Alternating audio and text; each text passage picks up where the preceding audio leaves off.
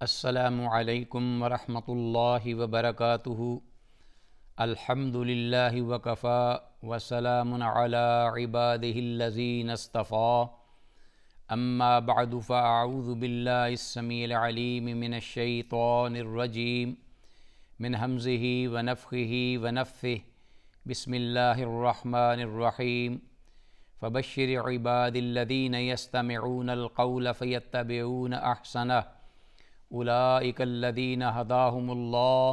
واولئک ھم اولو الالباب۔ وقال تعالی وَنُنَزِّلُ مِنَ الْقُرْآنِ مَا هُوَ شِفَاءٌ وَرَحْمَةٌ لِّلْمُؤْمِنِينَ۔ ناظرین، پروگرام دوائے شافی پیش خدمت ہے اور بارگاہ ایزدی میں دعا ہے کہ اللہ تعالیٰ اس پروگرام کو ہم سب کے لیے دین اور دنیا ہر اعتبار سے منفعت بخش بنائے، اور جو کچھ بھی ہم کتاب اللہ اور سنت رسول اللہ صلی اللہ علیہ وسلم کی تعلیمات کی روشنی میں سنیں سمجھیں، ان پہ عمل کی توفیق کامل مرحمت فرمائے۔ سبحانک لا علم لنا الا ما علمتنا انک انت العلیم الحکیم۔ آج کی اس نشست میں ہونے والی گفتگو کا موضوع امام ابن القیم رحمہ اللہ کی تالیف کردہ کتاب الداء والدواء میں سے وہ عنوان اور اس کے تحت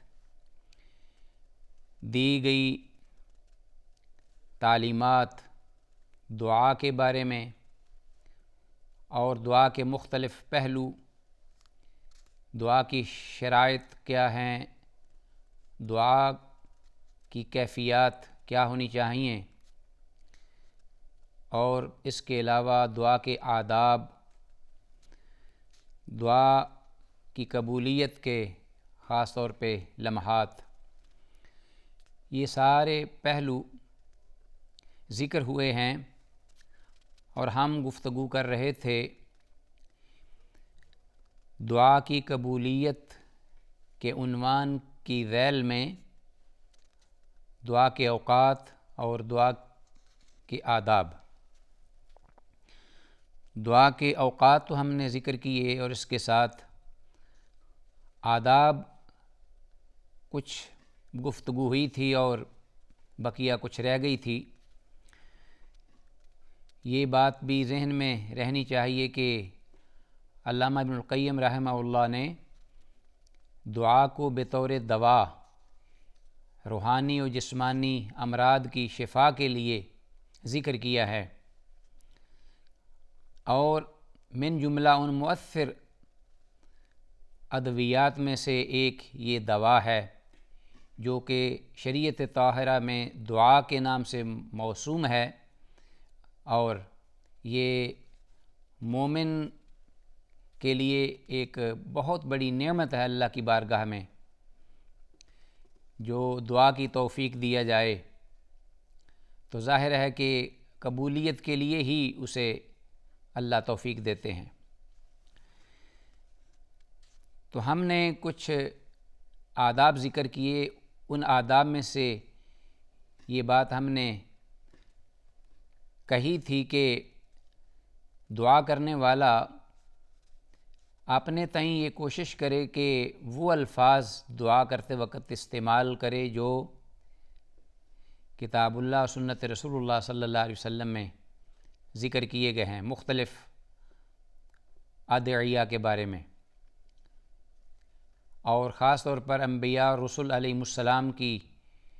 مانگی گئی دعائیں اللہ کی بارگاہ میں ان کے الفاظ، اور اسی طرح رسول اللہ صلی اللہ علیہ وسلم کی زبان اقدس سے جاری ہونے والے دعاؤں کے الفاظ وہ ذکر کیے جائیں، تو دیگر الفاظ کی نسبت یہ زیادہ مؤثر ہیں اور اللہ کو محبوب بھی ہیں۔ تو اس ضمن میں قرآن حکیم کی بہت ساری دعائیں ہیں جس سے رہنمائی لی جا سکتی ہے، اور احادیث میں تو اس حد تک ذکر ہے کہ جس کا احاطہ ممکن نہیں۔ وہ دعائیں جو رسول اللہ صلی اللہ علیہ وسلم پڑھا کرتے تھے خود رات اور دن کی، وہ کتابوں میں موجود ہے۔ اہل علم نے ان دعاؤں کو ایک جگہ اکٹھا کیا ہے۔ تو ان دعاؤں میں سے چند ایک دعاؤں کا امام ابن القیم رحمہ اللہ نے نیچے ذکر بھی کیا ہے، تاکہ ناظرین ان دعاؤں سے آپ فائدہ اٹھا سکیں اللہ کی بارگاہ میں دعا کرتے وقت۔ اسی طرح ناظرین یہ بھی انہوں نے ذکر کیا کہ ولا سیما ان صادف الادعیہ التي اخبر النبی صلی اللہ علیہ وسلم انها مظنۃ الاجابۃ او انها متضمنۃ للاسم الاعظم، کہ وہ خاص طور پر دعائیں جن کے بارے میں رسول اللہ صلی اللہ علیہ وسلم نے باقاعدہ ذکر کیا ہے کہ وہ دعائیں قبول کی جاتی ہیں اور ریجیکٹ نہیں ہوتی اللہ کی بارگاہ میں، ان کو خاص طور پہ انسان ذکر کرے، ان الفاظ کو یاد کرے اور انہی الفاظ کا استعمال کرے۔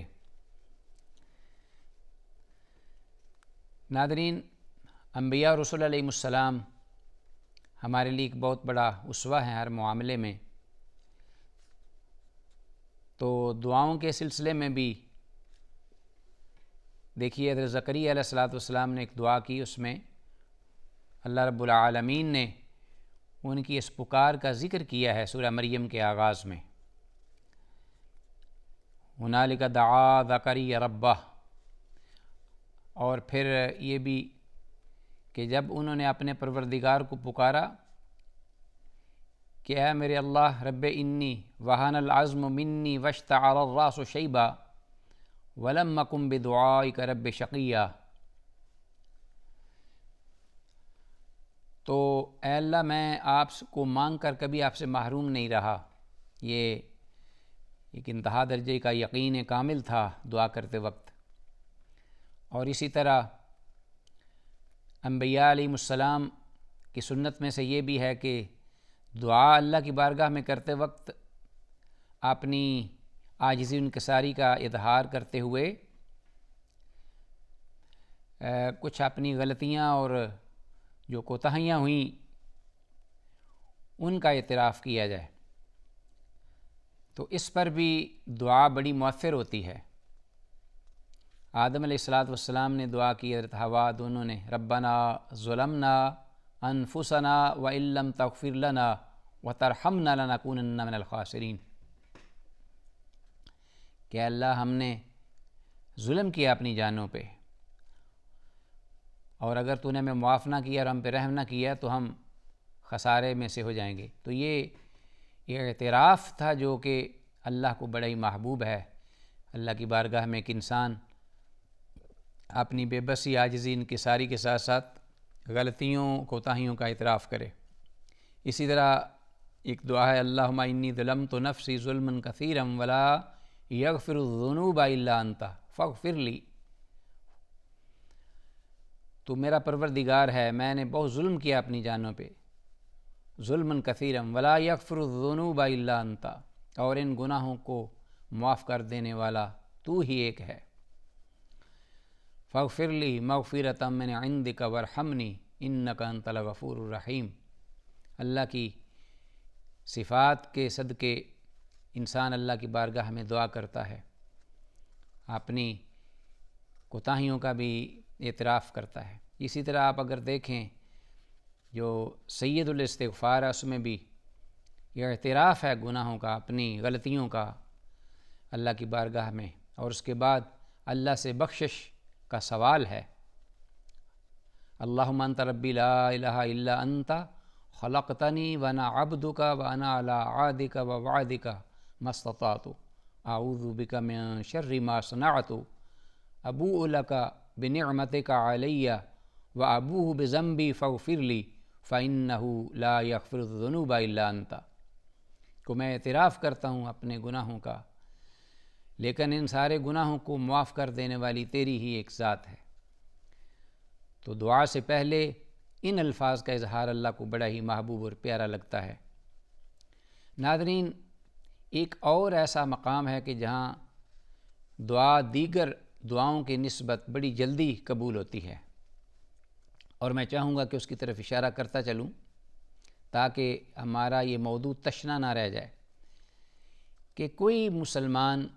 اپنے بھائی کے لیے، مسلمان بھائی کے لیے اس کی غیر حاضری میں، عدم موجودگی میں اس کے حق میں دعا کرتا ہے خلوص کے ساتھ اللہ کی بارگاہ میں، تو یہ دعا اتنی مؤثر ہوتی ہے کہ اللہ اس کے بدلے میں فرشتے متعین کر دیتے ہیں کہ جاؤ اور جا کر اس میرے مقرب اور محبوب بندے کے حق میں دعائیں کرو، تاکہ وہ میں پہلے اس کی دعا کو قبول کروں، پھر جس کے لیے یہ کر رہا ہے اس کے حق میں پھر میں دعا کروں، اس کی دعا قبول کروں۔ تو آپ نے یہاں مراد سگا بھائی ہو تو اور زیادہ اس کی تاثیر بڑھ جائے گی، کیونکہ اس میں خونی تعلق بھی شامل ہوگا، اور اگر اپنا سگا بھائی نہ ہو تو کوئی مسلمان، وہ بھی بہن ہو بھائی ہو، تو اسے بھی انما المؤمنون اخوۃ، اسلامی اخوت کے اعتبار سے وہ بھی بہن یا بھائی ہے، ان کے حق میں ان کی عدم موجودگی میں دعا کرنا۔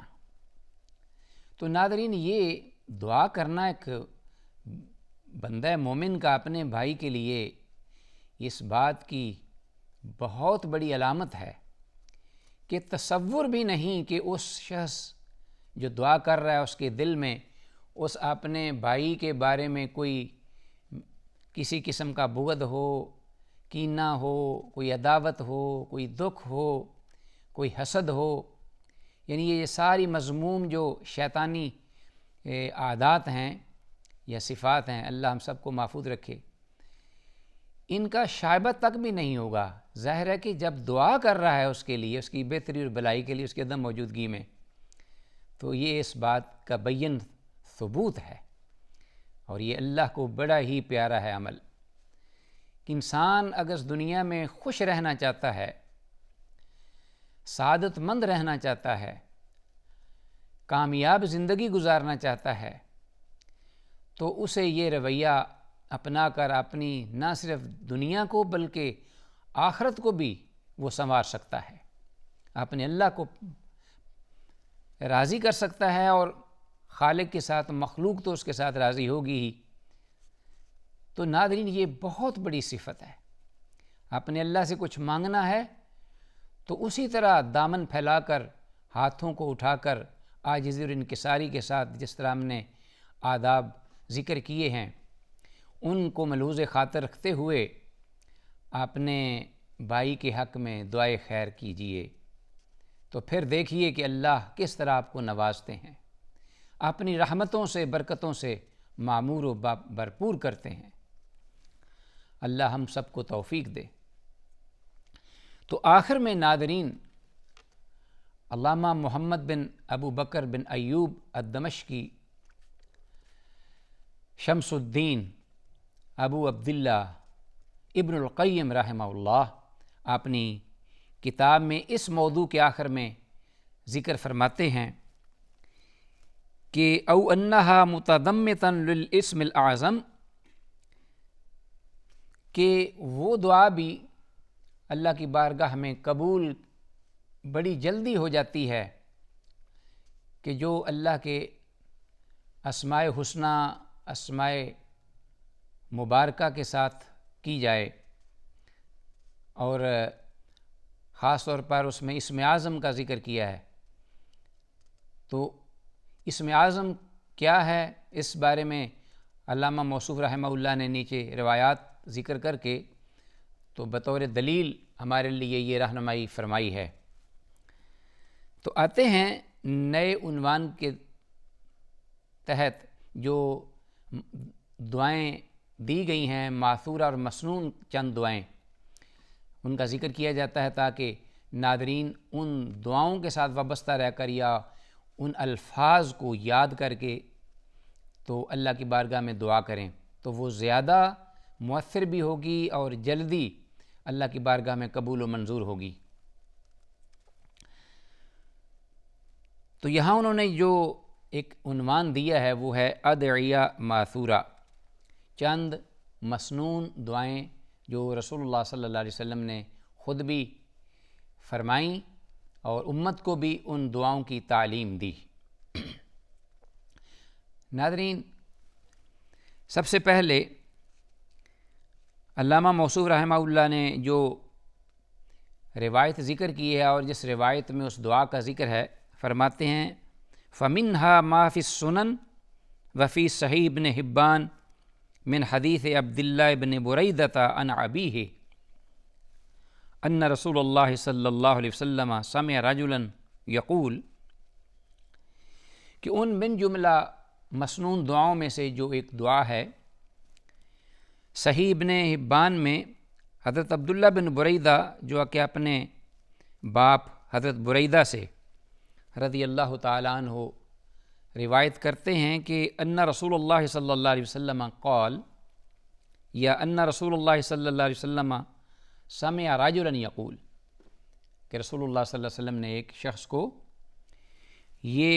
یا ان الفاظ میں دعا کرتے ہوئے سنا، اللہم انی اسألک بانی اشہد انک انت اللہ لا الہ الا انت الاحد الصمد الذی لم یلد ولم یولد ولم یکن لہ کفوا احد، فقال لقد سأل اللہ بالاسم الذی اذا سئل به اعطی واذا دعی به یا اذا سئل به اعطى واذا دعی به اجاب، وفی لفظ لقد سألت اللہ باسمہ الاعظم۔ تو ناظرین، یہ پہلی روایت ہے جو کہ صحیح ابن حبان میں عبداللہ بن بریدہ اپنے والد محترم سے ذکر کرتے ہوئے مرفوع بیان کرتے ہیں کہ رسول اللہ صلی اللہ علیہ وسلم نے ان الفاظ میں اس آدمی کو دعا کرتے ہوئے سنا اور اس میں اسم اعظم کا ذکر ہوا۔ انشاءاللہ اگر اللہ نے توفیق دی تو آئندہ پروگرام میں اس حدیث یا دعا کے بارے میں مزید ذکر ہوگا کہ اسم اعظم سے مراد کیا ہے۔ اللہ کی بارگاہ میں دعا ہے کہ اللہ تعالیٰ ان تعلیمات کو سن کر اس پہ عمل کی توفیق دے۔ وآخر دعوانا ان الحمد للہ رب العالمین۔ السلام علیکم ورحمۃ اللہ وبرکاتہ۔